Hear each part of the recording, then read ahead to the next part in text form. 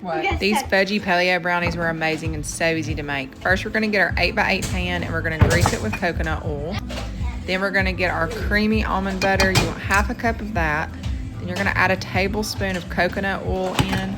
You're going to put that on the stove and you're going to let it all melt together. Then you're going to add in 2 tablespoons of maple syrup or honey. Here I used honey. Then you're going to add in 2 tablespoons of coconut sugar and get that all mixed together. Get all the clumps out of it. It calls for 2 tablespoons of unsweetened applesauce. All I had was a kid's pouch, but that worked wonders. And then a tablespoon of almond milk right here. A splash of vanilla, half a teaspoon if you want to be exact. Then you're going to go in with your dry ingredients. So 3 tablespoons of almond flour, 2 tablespoons of cocoa powder, a half a teaspoon of baking soda. I put a pinch of salt in right there.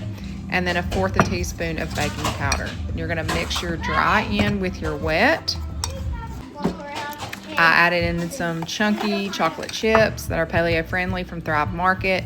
And then you're going to get your batter and put it into that pre-greased dish. I know that looked like water, but that was the melted coconut oil. We're going to bake at 350 for 10 to 15 minutes. We're going to get it all sliced up. And when I say that these were absolutely delicious, they were amazing.